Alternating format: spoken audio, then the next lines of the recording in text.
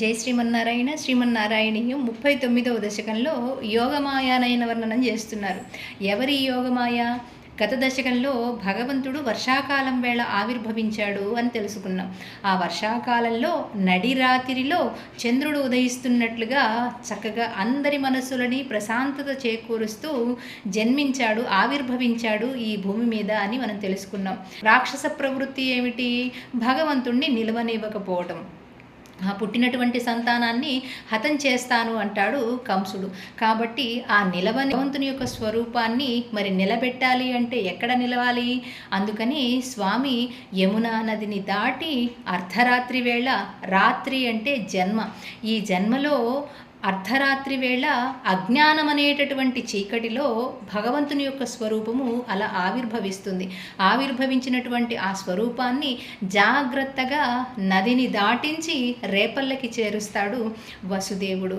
ఎవరి దగ్గరికి? ఇక్కడ మనకి 39వ దశకంలో ఆ భగవత్ స్వరూపము నదిని దాటి రేపల్లకి ఏ విధంగా చేరుతుంది అనేది తెలియజేస్తూ ఉన్నారు.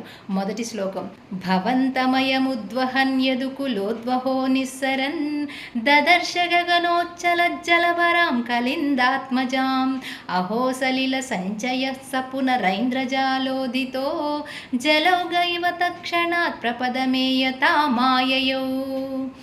భగవంతుని యొక్క మాయాస్వరూపమే ఈ జగత్తు అంతా కూడా ఆవరించింది కదా. ఆ మాయా ఇంద్రజాలం పన్నినట్లుగా అయిపోయిందట.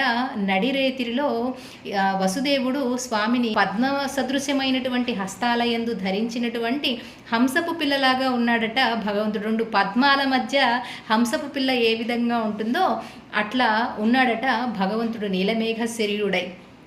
ఆ స్వామిని శిరస్సు మీద ధరించి వసుదేవుడు బయలుదేరాడు. గగనోచ్చల జలభరాం కలిందాత్మజాం.